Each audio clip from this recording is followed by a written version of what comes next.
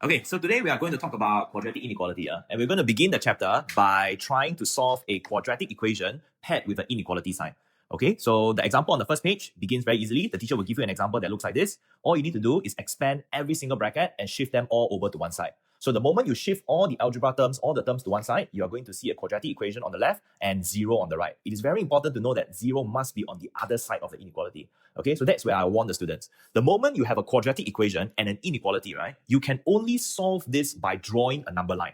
A lot of students will try to fight with you and say, must I draw the number line? Can I imagine it? Always put your foot down and say, no, you have to draw the number line. Okay, so how does the number line look like? If you look at the quadratic expression, focus on the coefficient of the x square. So if the coefficient of the x square is less than 0, take note that this is a sad face graph. Okay, if the coefficient of x square is more than 0, then it's going to be a happy face graph. Okay, so for my example, the coefficient of x square is -1, so that's why this is a sad face graph.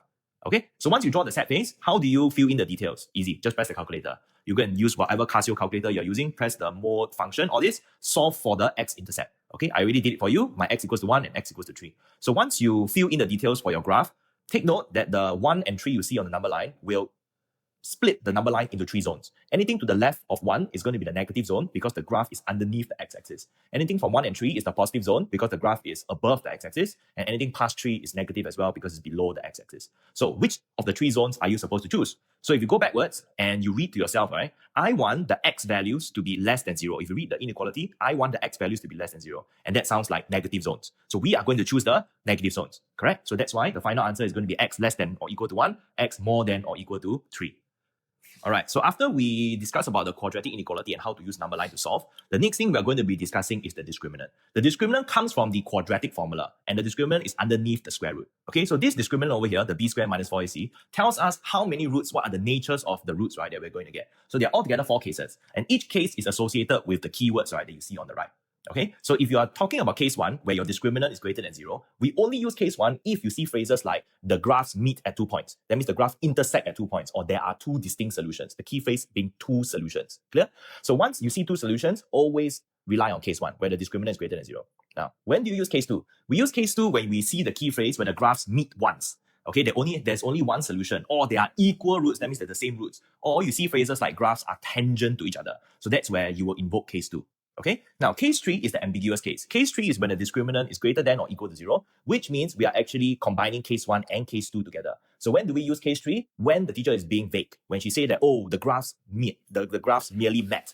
They met, but they never specify whether they intersected once or twice. All we know is that the graphs intersected. Okay, so that's where you use case 3.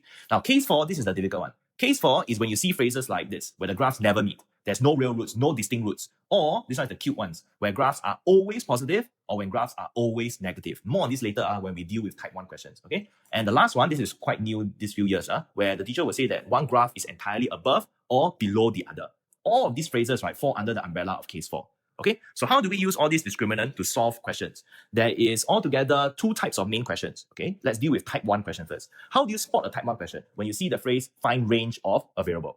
Okay, so once you see find range of h, like the example I gave you here, find range of h, how do you tackle this kind of question? Easy. If the teacher gives you 2 equations, simul them together.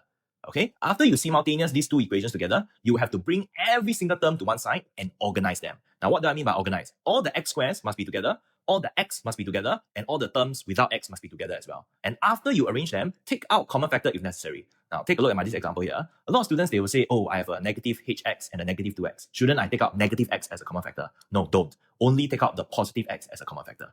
Okay, so once you finish organizing them, the a will be the coefficient of x squared, b will be the terms paired with x, and c will be the constants. Then in step 3, you need to choose which of the 4 cases you need to rely on. So according to the question, the 2 graphs intersected at 2 points. So that's why we're going to use case 1. All right, so our hard work will pay off. Since we already know b²-4ac is greater than 0, and we have already unlocked all the values of a, b, and c, we can just substitute it into here, and we will eventually get a quadratic inequality expression.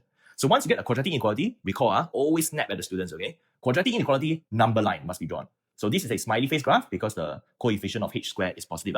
And then we're going to press the calculator to get these 2 values here.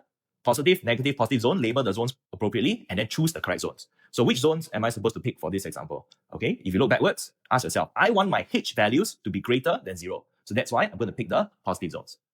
Okay, there is a second variant of the type 1 question over here. This one is deadly. This is the second variant of the type 1 question. You see, it is still type 1 because there's still the phrase, can you find range of k? Okay, but this one is a little bit cuter. They say find the range of k for which the expression is always positive. Now, the teacher can use another way to ask you the same question. She can say find range of k for which this expression, they will use the inequality greater than 0. So when an expression is greater than 0, it means always positive. Okay, so if you recall, if a graph is always positive, right, if you look at the second page, it falls under the umbrella of case 4. Okay, so I always like to draw this on the board for my students. An always positive graph must be a smiley face graph that is floating above the x-axis. So if the smiley face graph is floating above the x-axis, the graph does not have roots. So that's why to fulfill condition 1, we will do b²-4ac less than 0. Okay, so after you do this properly, you'll get a quadratic equation with an inequality. Draw the number line, draw the set face graph, and then you choose the negative zones. Okay, so a lot of students, once they fulfill this criteria, right, they'll put their pens down and think that the question is over. But that is not true. If you look at the question, this quadratic equation here, the coefficient of x squared is k. Okay, and recall, this graph is always positive, which means it has to be a smiley face. For him to be a smiley face, there is a secondary condition where the coefficient of x squared, being k, must be positive. Okay, so now we have two conditions, right, to reconcile. So we need to draw an EMATH number line over here. So in condition 1, the k is less than minus 2 over 7 as depicted here, k greater than 2 as shown over here, but the k must also be greater than 0 as shown over here. So the only region which overlaps both conditions is k greater than 2. So that's why the final answer is k greater than 2. Okay, so the next type of question, type 2 question, right? How do you spot a type 2 question in this chapter? By looking at the phrase, can you show, can you prove, can you justify, can you explain? So can you explain to me, in this example here, why these two lines will always intersect at 2 points? Now, the first two steps are exactly the same as type 1.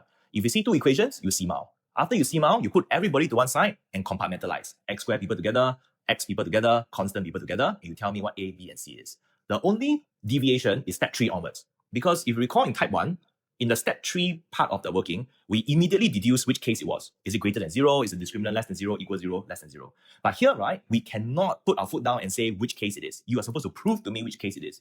So for now, we are just going to find out what b²-4ac is in the first place. Okay, so I already did it for you. I got a quadratic equation with h. So once you get a quadratic equation with h, we will have to do this completing the square technique. Okay, so that's where I always pause and I will look at the class, right, in their eyes, right, and say, does anybody need me to go through how to complete the square? Okay, so you see some hands being raised, right? Just stop for a while and teach them how to complete the square. Okay, so why do we complete the square? Because completing the square allows us to shove all the variables into a bracket. So later on, when we are doing the explanation, it will be way easier. For all real values of h, that means no matter what h value I put into the bracket, the square immediately tells us that it will always be positive, and the lowest this expression can be is 0. Then if you add both sides by 4, the minimum value of this expression is 4. That means our discriminant can only be 4 and above. So congratulations, we have proven case 1, where the discriminant is always going to be positive. If they want to write a short statement after this, right, just to conclude, that will be fine as well. Okay?